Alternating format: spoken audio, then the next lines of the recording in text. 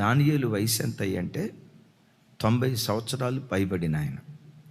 మనకు 17వ సంవత్సరంలో పరిచయం అవుతాడు. 70 సంవత్సరాలు భక్తిలో శిఖరాల మీద కూర్చున్నాడు. అలాగని వృద్ధాప్యంలో ఏవైనా పతనావస్థకు వచ్చాడా అంటే ఎట్ ద ఏజ్ ఆఫ్ 90 మరెక్కువగా మండుతూ ప్రకాశిస్తూ ఉన్నాడు.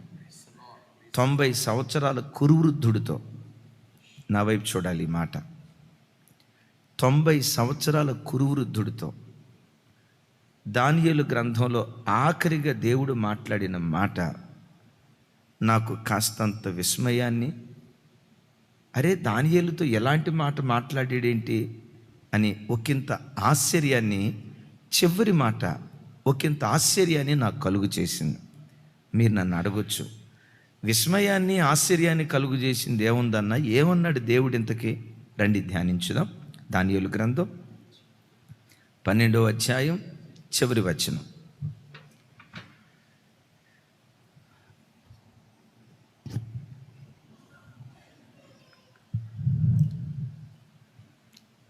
లైవ్లో ఉన్న బిడ్డలు కూడా చక్కగా చూడండి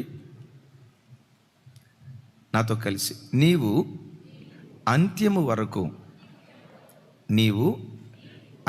వరకు నిలకడగా ఉండిన యొడల విశ్రాంతి నుండి కాలాంతములో నీ వంతులో నిలిచెదవు. చూడండి, 90 సంవత్సరాల కురువృద్ధుడితో దేవుడు మాట్లాడుతున్న మాట అసలు అనాల్సింది, శహబాష్ దానియేలో, ఇంత వృద్ధాప్యం వరకు నీ భక్తిని కాపాడుకున్నావు, ఇక నీకు తిరుగులేదు, నువ్వు విశ్రాంతిలో ప్రవేశిస్తావు, నిత్య తీర్పు అయిపోయిన తర్వాత నీ వంతులో నువ్వు తప్పకుండా నిలుస్తావు అని భరోసా ఇచ్చే మాట దేవుడు మాట్లాడాలి. కానీ ఇక్కడ దేవుడు ఏమంటాడంటే, దానియేలు నీవు అంత్యము వరకు నిలకడగా, ఏమన్నాడండి? నిలకడగా, తర్వాత నిలకడగా. అయ్యా ఇప్పుడు దానియేలు అనాలి, నా వయసు 90 సంవత్సరాలు అయ్యా, ఇంకా నిలకడగా ఉండకపోతే ఏం చేస్తా చెప్పు? ముసలోడిని అయిపోయా, శరీర ఆశలన్నీ చచ్చిపోయినాయి, శరీరంలో ఇక ఏ పాపం లేదు అని జనమందరూ అనుకుంటారు. ఇంత నిండు వృద్ధాప్యం వచ్చిన తర్వాత నీవు నిలకడగా ఉండిన యొడల అని అంటావేంటయ్యా? అరే 90 సంవత్సరాల వయసు వచ్చిందండి. మన భాషలో చెప్పాలంటే ఊరు బొమ్మంటుంది, కాడి రమ్మంటుంది. ఈ వయసు వచ్చిన తర్వాత దానియేలుతో మాట్లాడదగిన మాట కాదిది అన్నట్లుగా అనిపిస్తుంది. ఏమంటాడు దేవుడు? నీవు అంత్యము వరకు నిలకడగా ఉండిన యొడల విశ్రాంతి నుండి కాలాంతమందు నీ వంతులో నిలిచెదవు. దైవజనమా, ఇది ఒకంత కాదు, చాలా భయాన్ని పుట్టించేటువంటి మాట. చదువుకున్నటువంటి ఈ ఒక్క వచనంలో 2 విషయాలు ఉన్నాయి. ఒకటి, మనుషుని యొక్క అంతాన్ని గూర్చి వ్రాయబడింది. రెండవది, కాలములు యుగముల యొక్క అంతాన్ని గూర్చి రాయబడింది. 2 అంతాలు. ఒక అంతమేమో మనుషుని యొక్క అంతం, రెండవదేమో కాలాలు యుగాలు ఉన్నాయి కదా, ఈ యుగాలన్నిటికీ ఒక అంతం పలకబోతుంది. కాలాంతమున నీ వంతులో నువ్వు నిలిచెదవు అని దేవుడు దానియేలుతో మాట్లాడుతున్నాడు. దానియేలు, నువ్వు చనిపోయే ఆఖరి క్షణం ఒకటి ఉంది, నీ మరణదినం ఒకటి ఉంది. మరొకసారి చూడండి, నీ కాలానికి అంటే నీ ఆయుష్కాలానికి ఒక అంతం ఉంది. నీ ఆయుష్కాలం అంతమించే ఆ గడియ వరకు నీవు నిలకడగా నిలిచిన యొడలా అని మాట్లాడతాడు. నాకు ఈ మాట చదివినప్పుడు అనిపించిన మాట ఏంటంటే, సాతాను ఒక మనిషిని పడగొట్టడానికి చిన్న పిల్లలు మొదలుకొని పండు ముసలివాని వరకు, నేడో రేపో చనిపోతాడు అని అనుకునే పండు ముసలివాని వరకు, చనిపోయే ఆఖరి క్షణం వరకు సాతాను ప్రతి మనిషిని పడగొట్టడానికి వాడు ప్రయత్నం చేస్తాడు. దానియేలు, నువ్వు నిలవబడ్డావు, నేను నిలవబడలేదని నేను అంటలా, అలాగని నేను నిలవబడ్డానని తృప్తిపడకో. ఏ గడియలోనైనా శోధకుడు నేను పడేస్తాడు, జాగ్రత్త. ఏ గడియలోనైనా శోధకుడు లోకంలోకి నేను లాగేస్తాడు, జాగ్రత్త. తస్మాత్ జాగ్రత్త అని 90 సంవత్సరాల వృద్ధుడితో దేవుడు హెచ్చరిస్తూ మాట్లాడిన మాట గుండెలను బ్రద్దలు చేస్తూ ఉంటుంది. చూడండి, దానియేలు జీవితం ఇందాక మనం చెప్పుకున్నాం కదా. 17వ ఏట తన సమర్పణ చూడండి. రాజు భుజించే భోజన పదార్థాల చేత తాను అపవిత్రుని కాకూడదు అనుకున్నాడు. అంటే తన బాల్య దినాలలోనే, తన యవ్వన దశలోనే తన ఆత్మీయతకు ఎంత బలమైన పునాది వేసుకున్నాడో చూడండి.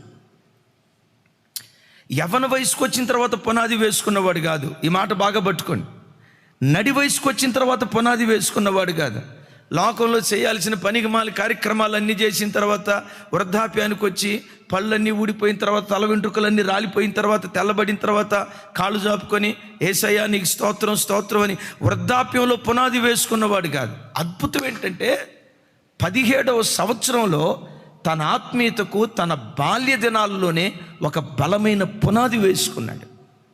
ఇక్కడ చాలామంది యవ్వన బిడ్డలు ఉన్నారు, లైవ్లో చూస్తున్న యవ్వన బిడ్డలు ఉన్నారు, చిన్నపిల్లలు ఉన్నారు. బైబిల్లో ఒక అద్భుతమైన మాట, బాలుడు నడవవలసిన త్రోవ వానికి నేర్పు, పెద్దవాడైన తర్వాత, పెద్దగా చెప్పాలి, పెద్దవాడైన తర్వాత వాడు దానిలో నుండి తొలగిపోడు. ప్రసంగిలో మరో చోట రాసి ఉంటుంది, నీ బాల్య దినముల యందే. ఏ దినముల యందు? యవ్వన బిడ్డలారా, నీ యవ్వన వయసులో, భక్తిలో యవ్వన వయసులోనే ఒక బలమైన పునాది వేసుకుంటే నీ యవ్వన కాలం కానీ, నడి వయసు కానీ, వృద్ధాప్యం కానీ నిష్కలంకంగా దేవుని ఎదుట బ్రతకటానికి దేవుడు కృప చూపిస్తాడు. పునాదిగా పిలువబడుతున్న నీ బాల్య దశే లొకలొకలుగా, పునాది సరిగ్గా లేక, లోతుగా త్రవ్వుకోక, పైన చెత్త మీద కట్టడం కడితే ఏ రోజుకైనా అది పడిపోద్దేమో అని భయపడాల్సినటువంటి పరిస్థితి. అద్భుతం. కొంతమందిని బాల్య దినాల్లోనే సైతానుగాడికి వయసుతో సంబంధం లేదు. ఈ మాట పట్టుకోండి. చిన్న పిల్లలండి, చిన్న పిల్లలే. అసలు ఈ కాలం ఎలాంటి కాలమో తెలుసా? ఈరోజే ఇలా ఉంటే ఇంకో 10 సంవత్సరాలు పోయిన తర్వాత పిల్లల పరిస్థితి ఎట్లుంటుంది? ఇంకో 20 సంవత్సరాలు పోయిన తర్వాత అసలు యవ్వన బిడ్డల్లో బోతద్దం పెట్టి వెతికిన పవిత్రత అనేది మనం చూడగలమా? కన్యత్వాన్ని కాపాడుకునే ఆడబిడ్డలను మనం చూడగలమా? వివాహం కాకుండా తప్పుడు త్రోవలకు వెళ్లకుండా జీవితాన్ని కాపాడుకునే యవ్వన బిడ్డలను నా వైపు చూడాలి. ఇక్కడ బోతద్దం పట్టుకొని భూతలమంతా వెతికితే, ఇదిగో పలానా అబ్బాయి పవిత్రంగా బ్రతికాడయ్యా, పలానా ఆవిడ పవిత్రంగా బ్రతికిందయ్యా అని వేళ్ల మీద లెక్క పెట్టుకునే దినాలు భవిష్యత్తులో రాబోతున్నాయి. బాల్య దినాల నుండి పిల్లలను దేవుడు చూడండి, బాల్య దినాల నుండే శత్రువైన సాతాను మనుషులను చెరిపేస్తూ ఉన్నాడు. మీకు తెలుసు తెలియదు, జస్ట్ 10-15 డేస్ బ్యాక్ ఎక్కడో కాదు, మన తెలుగు రాష్ట్రాల్లో, ఆంధ్ర ప్రాంతంలో, చెప్పండి, నంద్యాల అనే స్థలంలో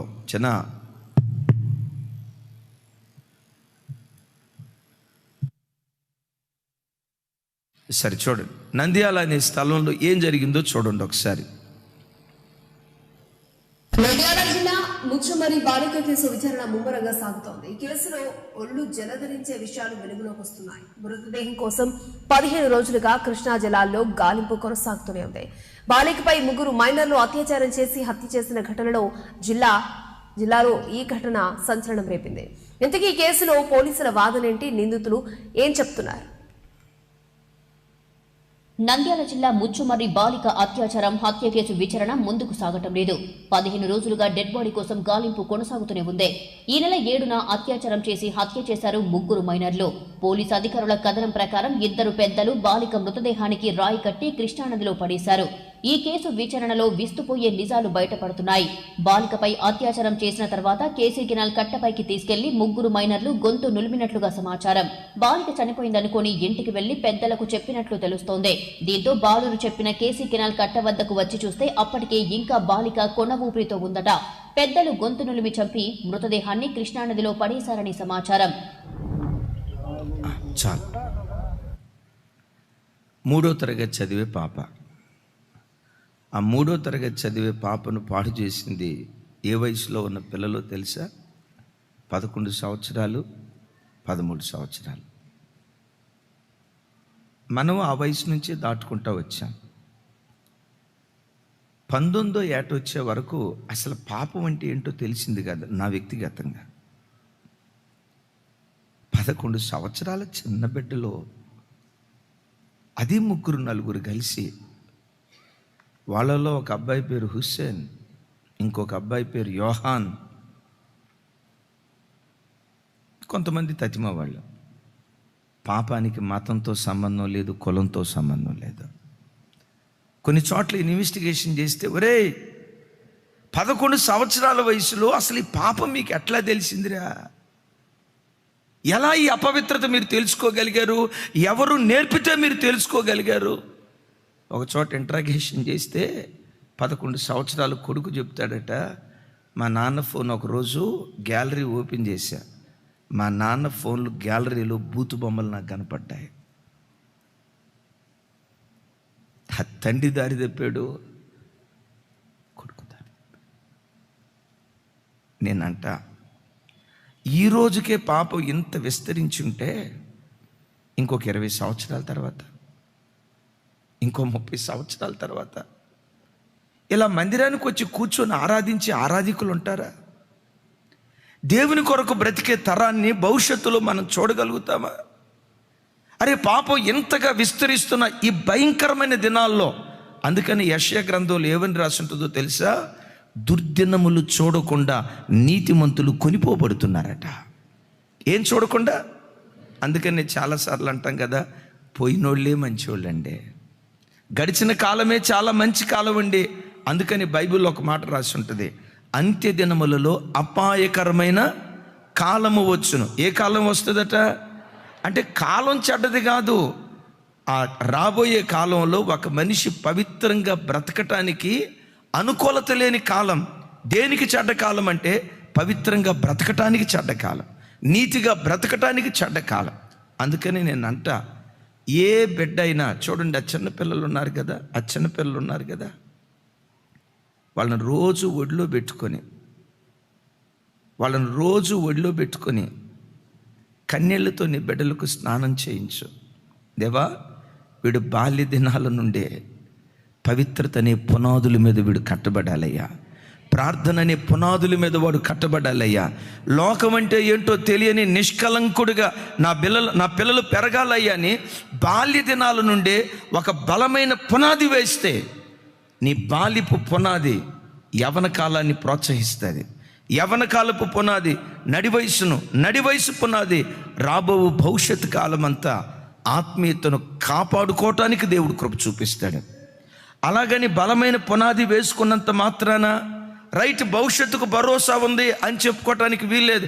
90 సంవత్సరాల వృద్ధుడితో దేవుడు అంటాడు, అంత్యము వరకు. మీకు ఆ మాట వెయిటేజ్ ఎంత అనిపించిందో నాకు తెలియదు, కానీ నా వరకు నాకు భయం అనిపించింది. అరే, ఎంత ప్రార్థనా పరుడు దగ్గరకు వచ్చి వృద్ధాప్యంలో దేవుడు అనే మాట ఇది. దానియేలు, అంత్యము వరకు నీవు నాలో నిలకడగా ఉండాలి. అయ్యా, ఇంకా అంత్యం ఏంటయ్యా? 90 వస్తే రేపో మాపో నేను చనిపోబోతున్నాను. దానియేలు, చనిపోయే ఆఖరి క్షణం వరకు వాడు నిన్ను వెంటాడుతాడు, జాగ్రత్త. నీ ప్రాణం పోయే ఆఖరి క్షణం వరకు సాతానుగాడు నిన్ను పడగొట్టాలని ప్రయత్నం చేస్తాడు, జాగ్రత్త. అందుకని దైవజన్మ చాలాసార్లు ఈ మాట వింటాం. చిన్నపిల్లలు తప్పు చేస్తే, చీచి ఈ వయసులో ఈ పాడు బుద్ధి ఏంటి? ఎస్, ఏ వయసులోనైనా పాడు పనులు చేసేటట్లుగా శత్రువైన సాతాను ప్రజలను నాశనం చేయటానికి వాడు ప్రయత్నం చేస్తాడు. నేనంట, దావీదు బాల్య దినాల్లో సూపర్, యవన వయసులో మరి సూపర్, నడి వయసుకు వచ్చేసరికి బత్షెబాతో కాలు జారాడు. నడి వయసులో ఉన్న బిడ్డలారా తస్మా జాగ్రత్త. దావీదు నడి వయసులో కాలు జారితే సొలొమోను దగ్గరకు వచ్చేసరికి వాక్యం ఏమైనా రాసి ఉంటుందో తెలుసా? సొలొమోను వృద్ధుడైనప్పుడు, వినండి ఇక్కడ, సొలొమోను వృద్ధుడైనప్పుడు అతని భార్యలు అతని హృదయాన్ని తిప్పివేసిరి. ఏ వయసులో?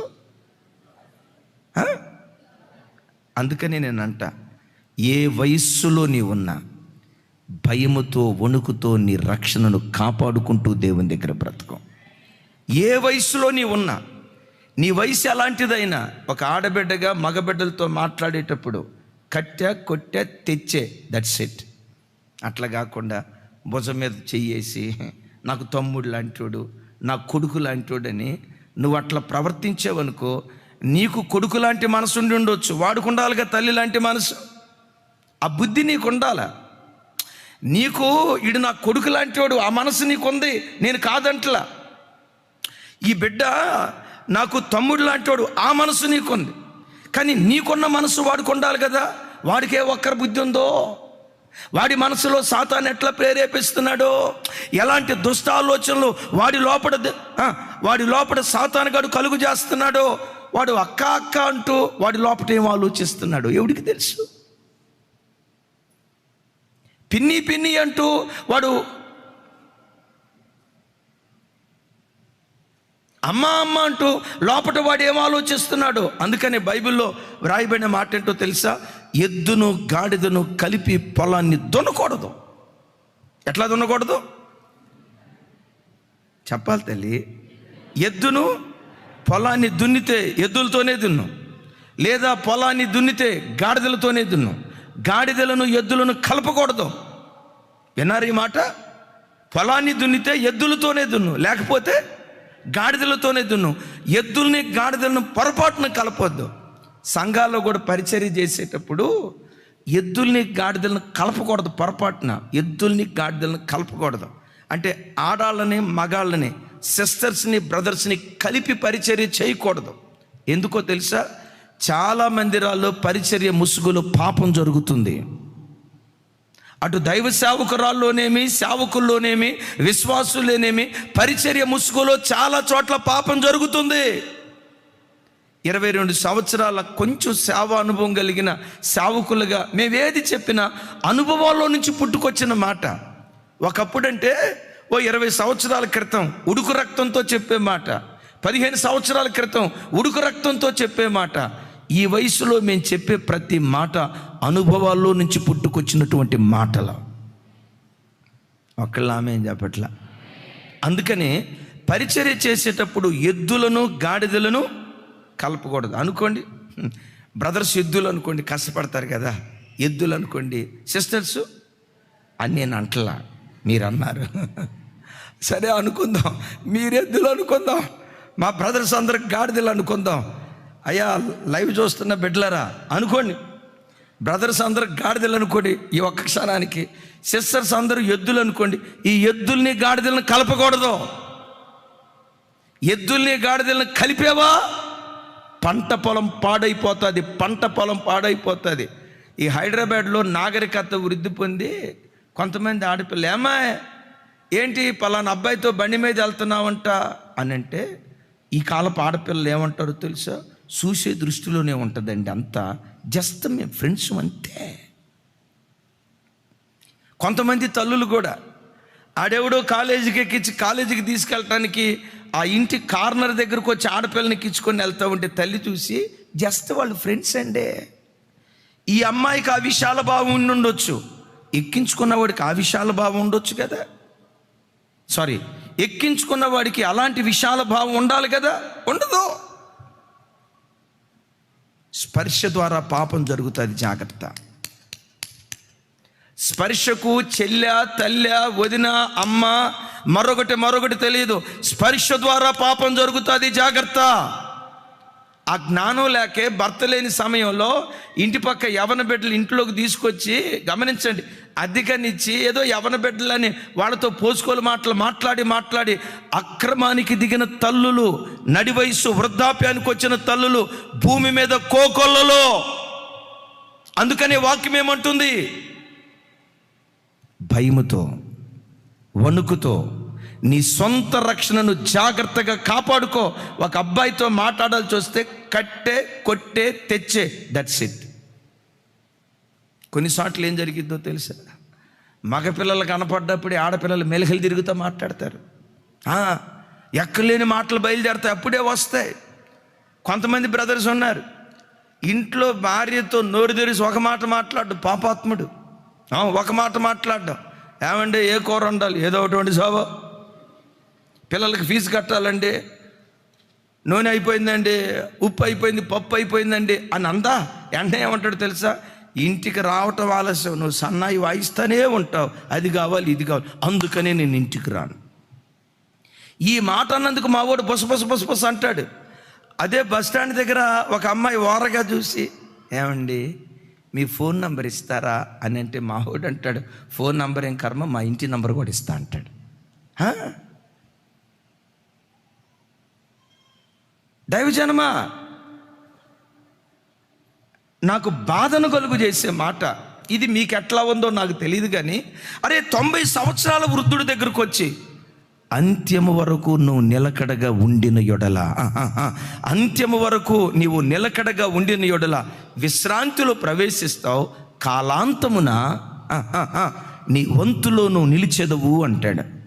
90 సంవత్సరాల వృద్ధుడితో దేవుడు మాట్లాడాల్సిన మాట.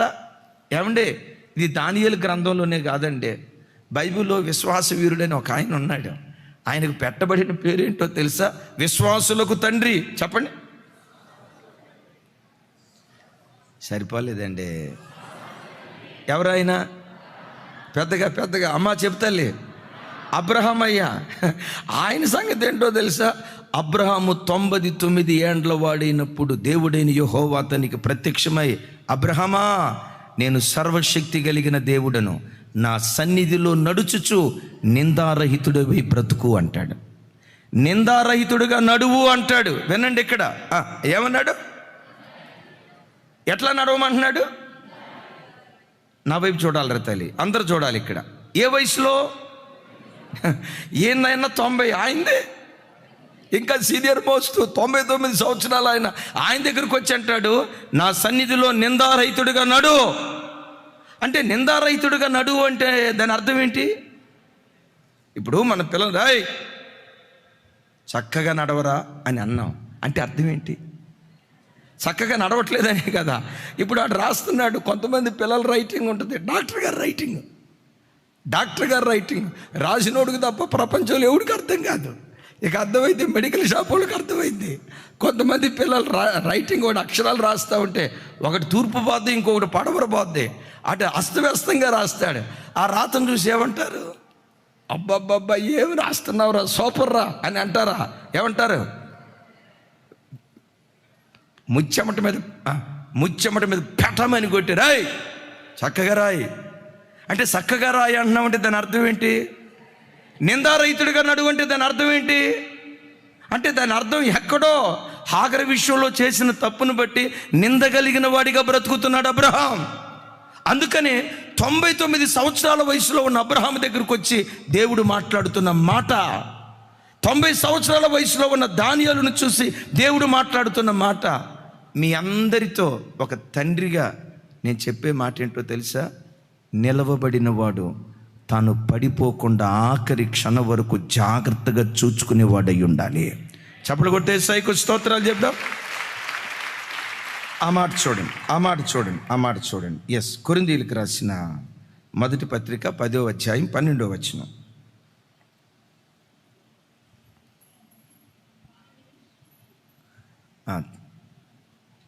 నాతో కలిసి చెప్పండి మాట. తాను పెద్దగా సరిపోదు.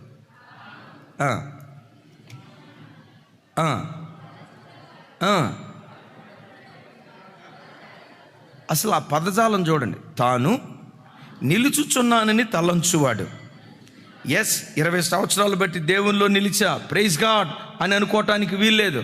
30 సంవత్సరాలు బట్టి దేవునిలో నిలిచా, ప్రైజ్ గాడ్, ఇక నాకు బాధ లేదు అని అనుకోవటానికి వీల్లేదు. ఏమనుకోమంటున్నాడు? తాను నిలుచుచున్నానని తలంచుకునివాడు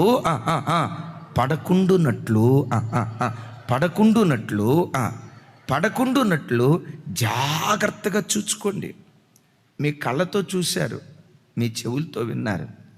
తెలుగు రాష్ట్రాల్లో, ప్రపంచ దేశాల్లో ధృవతారులుగా ఒకప్పుడు వాడబడిన సేవకులు కొన్ని పరిస్థితులను బట్టి పతనమై పాపం ఆ దైవ సేవకులను కామెడీ పీసులుగా లోకం ఎంచుకుంటుంది. హాస్యనటుడు ఎవరో ఒక ఆయన ఉన్నాడట, బ్రహ్మానందం. వారి ఫోటో ఈ దైవ సేవకుడు ఫోటో పెట్టి కామెడీగా వాడుకో. అరే, ప్రపంచాలను వెలిగించినటువంటి దైవ సేవకుడండి, లక్షల కోట్ల కొలది ప్రజలకు దేవుని వాక్యాన్ని ప్రకటించిన సేవకుడండి, ధ్రువతారలాగా వెలిగిన వాడండి. అంత ధ్రువతారగా వెలిగిన వాడు కోట్ల కొలది ప్రజలకు దీవెనకరణంగా మారినవాడు ఈరోజు హాస్యానికి, ఎగతాళికి, నవ్వులకు కారణంగా మారిపోయాడు. కృపగల దేవుడు అలాంటి సేవకులను మరలా దేవుడు లేవనెత్తును గాక. ఆ పూర్వపు వైభవాన్ని దయగల దేవుడు మరలా తీసుకొని వచ్చును గాక. ఆ పూర్వపు స్థితికి దేవుడు మరలా నడిపించును గాక. అయితే దైవజనమ, ఒక మాట ఇది చెప్పి నేను తర్వాత విషయానికి వెళ్తాను. బైబిల్లో బిలాము అనే ప్రవక్త పేరు మీరు విన్నారు కదా. బిలాము సిరియా దేశస్థుడు, అన్యుడు. కానీ అద్భుతం ఏంటో తెలుసా, ఆ అన్యుడు కూడా దేవుడైన యెహోవా ప్రత్యక్షత కలిగింది. దేవుడు పాత నిబంధనలో యూదులకు మాత్రమే దేవుడు, యోధా జాతిలో నుంచి వచ్చిన వారే ప్రవక్తలుగా ఉండేవాళ్ళు. కానీ బిలాము ఏంటో తెలుసా, తాను అన్యుడైన, తన నీతిని బట్టో, యథార్థతను బట్టో, భక్తిని బట్టో, కారణం ఏదైనా దేవుని యొద్ద నుండి దర్శనాన్ని పొందినవాడు. దేవుడు ఆయనకి ఎంత కృప ఇచ్చాడంటే, తన నోటితో ఎవరినైనా ఆశీర్వదిస్తే, పెద్దగా చెప్పండి తల్లి, తన నోటితో ఎవరినైనా ఆశీర్వదిస్తే వాడు ఆశీర్వదించబడతాడు. ఎవరినైనా శపిస్తే అంత శక్తివంతుడు. అద్భుతం ఏంటో తెలుసా, సాక్షాత్తు దేవుడైన యెహోవా అనేక మార్లు బిలామునకు ప్రత్యక్షమై దేవుడు మాట్లాడాడు. నేను అనుకుంటా, ఆ బిలాము బ్రతుకు కాలమంతా యేసయ్య కాళ్ళు పట్టుకొని, తండ్రి అయిన దేవుని కాళ్ళు పట్టుకొని, అయ్యా, అన్యుణ్ణి, సిరియా దేశానికి చెందినవాడిని, అబ్రహాము వంశావళొక్కటికే నిన్ను గూర్చిన ప్రత్యక్షత దొరికిందయ్యా. మేము తతిమా వాళ్ళమంతా విగ్రహారాధికులుగా బ్రతుకుతుండగా ఈ విగ్రహారాధన వంశంలో నాకీ గొప్ప భాగ్యం ఇచ్చావయ్యా, నేను దేవునిగా తెలుసుకునే భాగ్యం ఇచ్చావయ్యా, అంతకు మించి నన్ను ప్రవక్తగా నువ్వు ఎన్నుకున్నావయ్యా, చాలు నా బ్రతుకు ధన్యమైపోయిందని ఆ దేవుని కాళ్ళ మీద పడి, బాంచన్ని కాళ్ళు మొక్కుతానని ఆ దేవునికి బానిసగా బ్రతకాల్సింది. బ్రతికాడు. కానీ వృద్ధాప్యాన్ని, నడి వయసుకు వచ్చేసరికి ఏం జరిగిందో తెలుసా, డబ్బుకు విశ్వాసాన్ని అమ్ముకున్నాడు. నీతిమంతుడని పిలువబడిన లోతు, నీతిమంతుడని పిలువబడిన నోవాహు తన వృద్ధాప్యానికి వచ్చినప్పుడు వస్త్రహీనుడై, వాళ్ళ ప్రారంభాలు బాగున్నాయి కానీ ముగింపుకు వచ్చేసరికి ఇంత వినాశనం అయిపోయింది. ఇవన్నీ దేవుడు మనసులో ఉంచుకొని, దానియేలు నువ్వు నిలవబడ్డావు, 17వ సంవత్సరంలో నిలవబడ్డావు, స్తోత్రం. 70వ సంవత్సరంలో నిలవబడ్డావు, 87వ సంవత్సరం వరకు నిలవబడ్డావు, 90వ సంవత్సరం వచ్చింది, ఇప్పుడు నిలవబడ్డావు. అలాగని నిలవబడ్డానని అతిశయపడకు. ప్రతి క్షణం భయంతో, వణుకుతో, ఏ అబ్బాయి ద్వారా నాకు శోధన వస్తుందో, ఏ అమ్మాయి ద్వారా నాకు శోధన వస్తుందో, ఏ బొద్దలో నేను జారిపోతానో, ఏ పాపంలో నేను జారిపోతానోనని ప్రతి క్షణం భయముతో, వణుకుతో నీ రక్షణను కాపాడుకుంటూ బ్రతుకుదువుగాక. చాలా సంవత్సరాల క్రితం చెప్పాను, గొప్ప దైవ సేవకుడు, మంచి భక్తి కలిగిన వాడు, ఇప్పటికీ సజీవునిగా ఉన్నాడు. ఆ దైవ సేవకునికి దీర్ఘాయుషు దేవుడిచ్చునుగాక. రోజు ఆ దైవ సేవకుడు ఇలాగే 21 రోజులు ఉపవాస ప్రార్థన చేశాడట.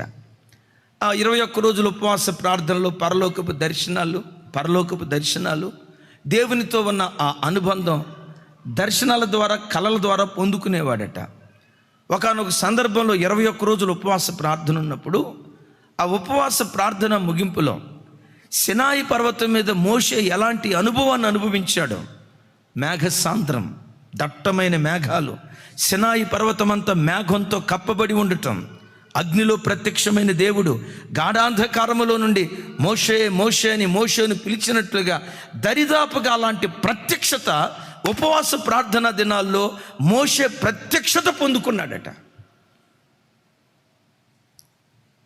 సరిగ్గా అలాంటి దినాల్లోనే ఆ దర్శనంలో ఒక పెద్ద సర్పం కనపడుతుందట. ఈ చిత్రం ఏంటో తెలుసా, ఆ సర్పము పూర్తిగా కాలి బూడిదైపోయింది కదా, బూడిద. ఇప్పుడు ఆ పొడువాటి సర్పాన్ని కాల్చేమనుకోండి, కాల్చి బూడిదైతే ఆ బూడిద అవశేషాలు అట్లాగే పొడుగ్గా ఉంటాయి కదా, ఆ అవశేషాన్ని చూసి ఇది పావురాన్ని గుర్తుపట్టగలుగుతావా లేదా కదా, సేమ్ అదే పెద్ద సర్పం అట. అది పూర్తిగా కాలి బూడిదైపోయిందట. అరే సర్పం కాలి బూడిదైపోయింది, ఇది నన్నే, ఇక అయిపోయింది కదా, కాలి బూడిదైపోయిందని చెప్పి ఆ బూడిదైపోయిన సర్పం మీద తోక మీద అట్లా కాలేసాడటండి. కాలేయటం ఆలస్యం అండి. ఆ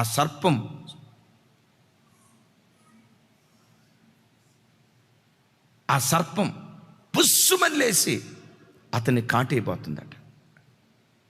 ఆ దర్శనంలో కడకడ ఉణుకుతున్నాడట. అయ్యా, నేను చచ్చిన పాముని చూసా కదా, చచ్చిన పామునే కాదు, కాలి బూడిదైపోయిన పాముని నేను చూసా కదా, ఇది మరలా బ్రతకటం ఏంటి, ఇది మరలా కాటేయటం ఏంటి, ఏంటి ప్రభా, ఇది కాలి బూడిదైపోయింది కదా.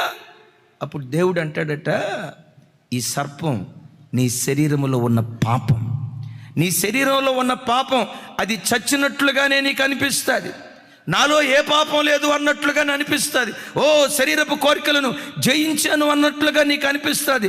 ఏ మాత్రం అజాగ్రత్తగా ఉన్నావా, శరీరం అనే పాపం నిన్ను కాటేస్తుంది. జాగ్రత్త. Up to last breath be careful. Up to last breath be careful. నేను నిలవబడ్డాను అనుకోకు, ఇక నేను పడిపోను అని అనుకోకు. చనిపోయే ఆఖరి క్షణం వరకు నీ భక్తిని విశ్వాసాన్ని కాపాడుకుంటూ బ్రతుకని ఆ దైవజనుని హెచ్చరిస్తే ఆ సేవకుడు చెప్తాడు, పడకల మీద నుంచి తుల్లిపడి లేచి ఆ మంచం దగ్గర మోకరించి, దేవా అలాంటి కీడు నాకు కలగకూడదయ్యా, అలాంటి భక్తిహీనత నాకు రాకూడదయ్యా. సొలొమోను వృద్ధాప్యంలో ఏ చేతులతో దేవుని మందిరాన్ని కట్టాడో అదే చేతులతో విగ్రహారాధన మందిరాన్ని కట్టాడయ్యా. నాకు అలాంటి భ్రష్టమైన బ్రతుకు రాకూడదయ్యా అని పడకల మీద నుంచి లేచి గుండెల విషలాగా ఏడుస్తున్నాడట.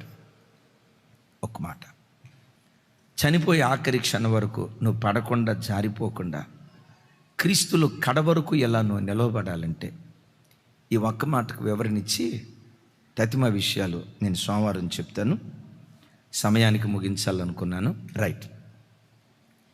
ఇలాంటి దుష్టకాలంలో, ఇలాంటి అపాయకరమైన కాలంలో అంత్యము వరకు నీ సాక్ష్యాన్ని, నీ భక్తి జీవితాన్ని నువ్వు కాపాడుకోవాలంటే, నీవు కాపాడుకోవాలన్నా నేను కాపాడుకోవాలన్నా చేయాల్సిన ఒకే ఒక్క పని ఏంటో తెలుసా? ప్రతి క్షణం నీ సొంత బలం మీద కాదు, నీ సొంత భక్తి మీద కాదు, నీ సొంత విశ్వాసం మీద కాదు, నీ సొంత ఆత్మీయ స్థితి మీద కాదు, నీ ఖాళీసత్వం మీద కాదు, ప్రతి క్షణం దేవుని కృప మీద నువ్వు ఆధారపడి బ్రతకాలి. ప్రతి క్షణం ఆయన కృప మీద నువ్వు ఆధారపడి బ్రతకాలి. దీని గురించి బైబిల్లో చక్కటి మాట రాసి ఉంటాయి. చూడండి, ప్రకటన గ్రంథం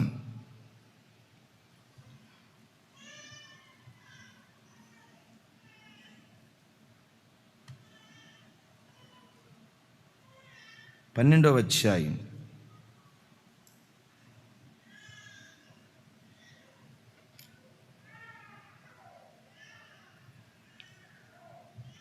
12వ అధ్యాయం అందరూ చూడండి, 1వ వచనం నుంచి 3వ వచనం వరకు. ఇది చదివి ప్రార్థన చేసుకుందాం. నాతో కలిసి చెప్పండి. అప్పుడు పరలోకమందు ఒక గొప్ప సూచన కనబడెను. అదేమనగా, తమ్ముడు యూట్యూబ్లో ఉంటుంది ఆ ఫోటో, అవకాశం ఉంటే చూడండి, డౌన్లోడ్ చేయండి. నాతో కలిసి, అప్పుడు పరలోకమందు ఒక గొప్ప సూచన కనబడెను.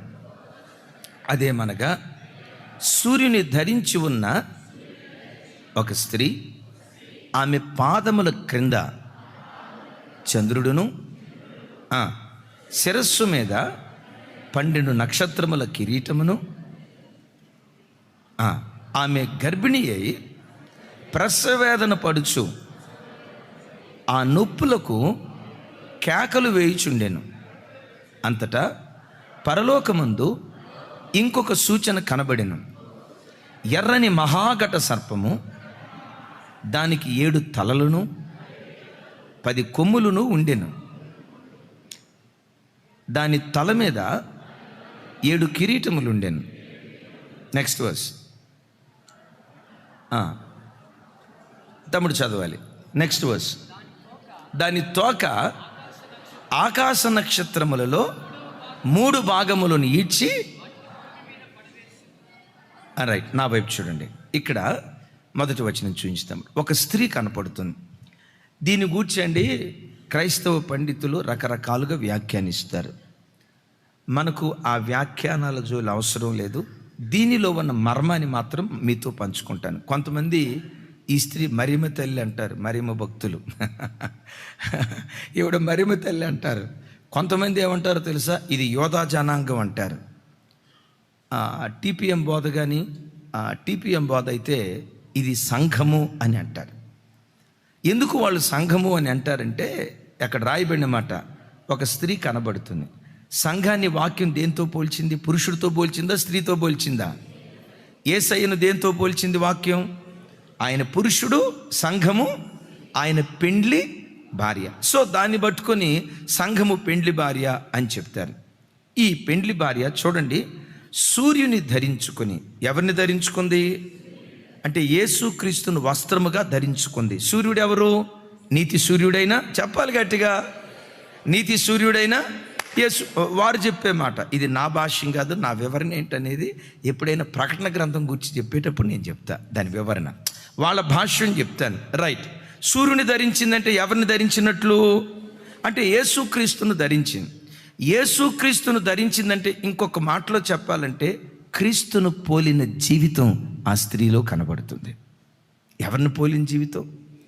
పౌలు గారు కూడా ఏమంటాడు, నేను క్రీస్తును పోలి నడుచుకునే ప్రకారం మీరును నన్ను పోలి నడుచుకునేది. చప్పలు కొట్టు స్తోత్రాలు చెప్దాం.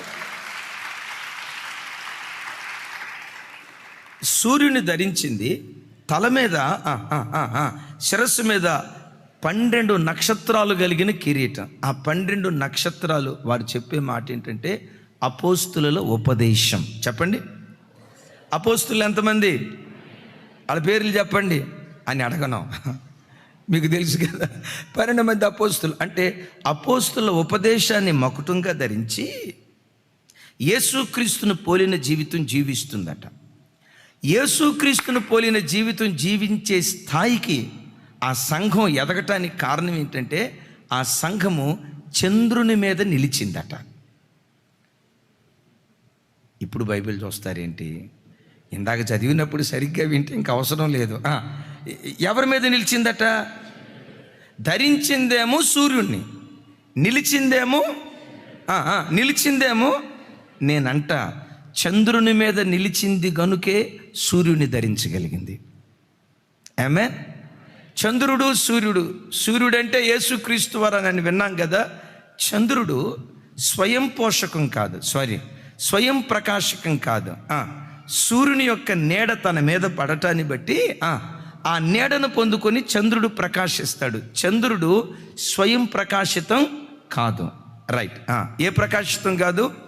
సో చంద్రుణ్ణి వాక్యం దేనితో పోలుస్తుందంటే దేవుని కృపతో పోలుస్తుంది. నీ అంతటి నీవు ప్రకాశించలేవు, దేవుని కృప నీ మీద ఉదయిస్తే తప్ప. నీ అంతటి నువ్వు నిలవబడలేవు, దేవుని కృప నిన్ను నిలవబెడితే తప్ప.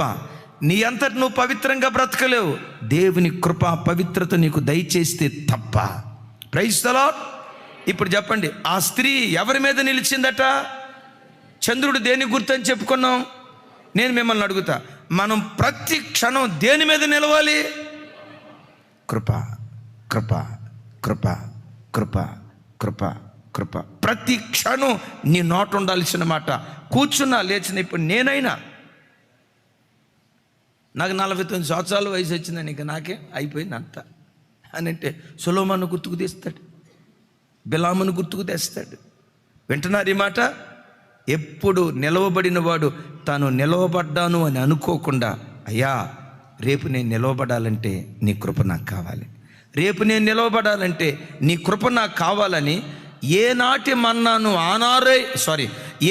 మన్నాను ఇశ్రాయేలీలు ఆనాడే ఏరుకున్నట్లుగా ఏ రోజు బ్రతకటానికి కావలసిన కృప ఆ దినమే ప్రభు దగ్గర మనం ఏరుకునే వ్యక్తులుగా బ్రతకాలి. ఏరుకోకపోతే ఏం జరిగిద్దో తెలుసా? కింద ఘటసర్పం ఒకటి ఉంది. ఎవడా ఘటసర్పం? రాజశేఖర గారు చెప్తారు, మన మేనమామ అంట. మరి ఆడు మనకి అట్ట సుట్టమయ్యాడు తెలియదు కానీ ఆడు మన మేనమామ అంట. ఎవడు మేనమామ? ఆది ఘటసర్పం. గమనించండి, వాడి తల ఆల్రెడీ కొట్టేశాడు యేసుక్రీస్తు. జస్ట్ గుండెలు బ్రద్దలు చేసే మాట ఏంటో తెలుసా? జస్ట్ వాడి తోకతోనే భయాన్ని పుట్టించే మాట. అయ్యలారా, లైవ్ చూస్తున్న క్రైస్తవ సంఘాలారా, ఒకప్పుడు భక్తిగా బ్రతికిన క్రైస్తవులు ఎందుకు భక్తిలో చివరికొసరికి దిగజారిపోతున్నారు తెలుసా? ఆత్మీయతకు నిలువుటద్దంగా ఉన్నవారు శరీరానుసారులుగా ఎందుకు మిగిలిపోతున్నారు తెలుసా? ఒకప్పుడు దేవుడు దేవుడు దేవుడు దేవుడని దేవుని ప్రపంచంలో బ్రతికిన క్రైస్తవులే కొన్ని చోట్ల భక్తిహీనులుగా ఎందుకు మిగిలిపోయారో తెలుసా? వాడు తన తోకతో ఆకాశ నక్షత్రాలుగా ప్రకాశించిన వ్యక్తులను 3 వంతుల వారిని నేలకు ఈడ్చి పడేశాడట. ఎంతండి తమ్ముడు? ఆ ఫోటో దొరకలేదా?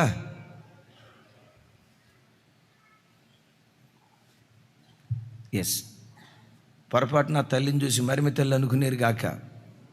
ఇది జరగబోయే సంగతులని రాయబడి ఉంది. వినండి, ప్రకటన గ్రంథం 4వ అధ్యాయంలో జరగబోయే సంగతి.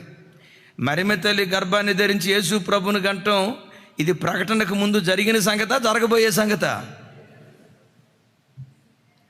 ఏం రాజా, నేను కూడా రోమన్ క్యాథలికేనయ్యా. నీకు రోమన్ క్యాథలిక్ అంటే ఎంత అభిమానం ఉన్నా మరిమి తల్లి అని చెప్తే అట్ట తప్పు. ఇప్పుడు కూడా మరిమి తల్లి అంటావా? కాదా? రోమన్ క్యాథలిక్ చాలా శ్రేష్టమైందండి. వాళ్ళ సమర్పణ చాలా గొప్పదే. అట్లాగని అబ్బాయి ముద్దైనంత మాత్రాన అబ్బాయి విసర్జించే మలమూత్రాలు ముద్దు కాదు కదా. వాక్యం వాక్యమే. గట్టిగా చెప్దాం ఆమెన్, ఆమెన్. ఈ తల్లి మరిమ తల్లి కాదు. సరే, ఎవరు అనేది నేను తర్వాత చెప్తాను. అయితే విచిత్రం ఏంటంటే, కిందున్న ఘట సర్పం ఎక్కడున్నాడు? ఘట సర్పం ఎక్కడున్నాడు? ప్రక్కనే ఉన్నాడు. ఎక్కడున్నాడు అంటే తోకతో ఇట్లా అన్నాడంటే దగ్గరున్నట్ల దూరం ఉన్నట్ట. ఇప్పుడు సైతాన్ గాడు ఎక్కడున్నాడు చెప్పండి? ఇప్పుడు అంటే ఎక్కడేం కూర్చోలేదులే అమ్మా, అడిగడిగడిగడు వాకిటి దగ్గరే ఉన్నాడు, ఎంట్రన్స్ కాడే ఉన్నాడు. ఎబినేజర్ అన్ని ఎక్కడ దొరుకుతాడో పట్టుకుందామని చెప్పి. మీరు చూడండి, రెడ్డి అన్ని ఎక్కడ దొరుకుతాడో పట్టుకుందామని చెప్పి, సామ్యుల్ అన్న ఎక్కడ దొరుకుతాడో పట్టుకుందామని చెప్పి, జార్జ్ అన్న ఎక్కడ దొరుకుతాడో పట్టుకుందామని చెప్పి, ఒక జార్జ్ అన్నేనా జార్జ్ అన్నను పట్టుకున్న దానికంటే నన్ను ఎక్కువ పట్టుకోవాలని చూస్తాడు.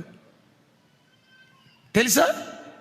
గమనించండి, నన్ను పట్టుకున్న దానికంటే సేవకురాలను పట్టుకోవాలని చూస్తాడు. వాడు ఎక్కడున్నాడంటే ఎంట్రన్స్ దగ్గర నిలవబడ్డాడు. తోకాడిస్తూ ఉన్నాడు నాగరాజు గారు తోకాడిస్తూ ఉన్నాడు. అందుకనే దైవజనమా, ఒకప్పుడు నక్షత్రాలుగా ప్రకాశించిన సేవకులు, దేశ దేశాలకు దీవెన కారణంగా ఉన్న సేవకులు, వారి వృద్ధాప్యానికి వచ్చి ధనానికి అమ్ముడుపోయిన వాళ్ళు ఉన్నారు, తప్పుడు బోధలకు అమ్ముడుపోయిన వాళ్ళు ఉన్నారు, అక్రమ సంబంధాలకు అమ్ముడుపోయిన వాళ్ళు ఉన్నారు, వాక్యానికి భిన్నమైన బోధలు బోధించి విశ్వాస భ్రష్టులుగా మిగిలిపోయిన వాళ్ళు అనేక మంది ఉన్నారు. ఈ సంగతి అంతా దేవుడు మనసులో ఉంచుకొని, దానియేలు అంత్యము వరకు నువ్వు నిలకడగా ఉండిన యొడల నువ్వు విశ్రాంతిలో ప్రవేశిస్తావు. ఏమన్నాడు? ఒక గొప్ప సేవకుని నేను ఎరుగుదును. ఆ దైవ సేవకుడు, ఇక వ్యవస్థల పేర్లు చెప్పకూడదు, గొప్ప అసలు ఫైర్ బ్రాండ్. ఆ దైవ సేవకుని వాక్యం వినటానికి ఆ సంస్థలో ప్రపంచ దేశాల నుంచి ప్రజలు వస్తారట. ఒక ధృవతార. ఆ సంస్థలో ఒక కిరీటం లాంటి సేవకుడు. అంత చక్కగా విడమరిచి వాక్యాన్ని బోధించేవాడట. అలా అలా అలా అలా అలా అలా అలా అలా లక్షల కొలది ప్రజలకు, వేలు కాదు లక్షల కొలది ప్రజలకు తండ్రిగా తాను బ్రతుకుతున్న దినాల్లో వృద్ధాప్యంలో ఒక ఆదివారం వాక్యం చెప్తా అన్నాడట, విశ్వాసులారా, మనమందరం ఏదైనా అనుభవానికి రావాలా? ఆమేనంటారా? వింటారా? మనమందరం ఏదైనా అనుభవానికి రావాలా? నిన్న ప్రార్థనలో ఉన్నప్పుడు విశ్వాసంలో పరిపూర్ణత ఏంటంటే మరలా ఏదైనా అనుభవానికి రావాలా. రాత్రి దేవుడు ప్రార్థనలో నాకు బయలుపరిచినటువంటి దివ్యమైన సంగతి వాళ్ళకి అర్థం కాక, ఓహో ఏదేనంటే ఉల్లాసం కదా, మనం అందరం ఉల్లాసంగా ఉండాలనుకుంటున్నారేమో, మంచిదయ్యా అని ఏం చెప్తారని చూస్తున్నారు. చెప్తూ అన్నాడట, ఏదేని తోటలో ఆదాం ఎలా ఉన్నాడు? దిగంబరిగా ఉన్నాడు. అవ్వం ఎట్లా ఉంది? దిగంబరిగా ఉంది. వచ్చే ఆదివారం ఆరాధనకు వచ్చినప్పుడు మీరు బట్టలు లేకుండా రండి, ఇదే ఏదేని అనుభవం అన్నాడంట. ఏ వయసు? అన్ని సంవత్సరాలు మండి కోట్ల కొలదిని మండించి, ఒక మాట అడుగుదాం తల్లి, ఈరోజే భక్తి ఉందో అప్ టు నా లాస్ట్ బ్రెత్ ఈ తరపు దానియేలులాగా నేను బ్రతకాలయ్యా. ఆ కృప నాకు దయచేయి. అంత్యము వరకు నీలో నేను నిలకడగా ఉండాలి. నేను ఒక్క మాట చెప్తున్నాను, ఇది చెప్పి ప్రార్థన చేస్తా. దైవజనమా, దేవుడు ఎమాన్యుయల్ మినిస్ట్రీస్ని ప్రేమించి, మనల్ని పొగుడుకోవటానికి నేను చెప్పట్లా, ఎమాన్యుయల్ మినిస్ట్రీస్ని ప్రేమించి అపోస్తుల బోధను మకుటంగా ధరించే కృప దేవుడు మనకు అనుగ్రహించాడు. దేవుడు మనకిచ్చిన వరాలలో అతి శ్రేష్టమైన వరం ఆది అపోస్తులు బోధించిన బోధనే ఈ తరంలో దేవుడు మనకు వరంగా దయచేశాడు. కలిపి చెరిపిడే బోధ ఇక్కడ వినబడి చేయబడదు. మేము దేవుడు లాంటి వాళ్ళం, మేము ఎన్ని అద్భుతాలు చేసినా సమస్త ఘనత, మహిమ, ప్రభావాలు దేవునికి మాత్రమే కలగాలి. మేం జీరోలు అవ్వాలి, యేసయ్య మాత్రమే హీరో కావాలి. Praise the Lord. శ్రేష్టమైన బోధ దేవుడు మీకు ఇచ్చాడు. చనిపోయే ఆఖరి క్షణం వరకు ఈ బోధలో కడవరకు బ్రతకండి. ఎక్కడెలా కలిసి ప్రభువును మనం ఆరాధించామో చనిపోయిన తర్వాత కూడా మనం కలిసి పరలోకంలో ప్రభువును ఆరాధించే కృప దేవుడిచ్చునుగాక. నేను ఎక్కడ త్రుట్టెలకుండా అంత్యము వరకు నా విశ్వాసాన్ని కాపాడుకునే కృప నాకు దయచేయని ప్రార్థన చేసుకుందాం.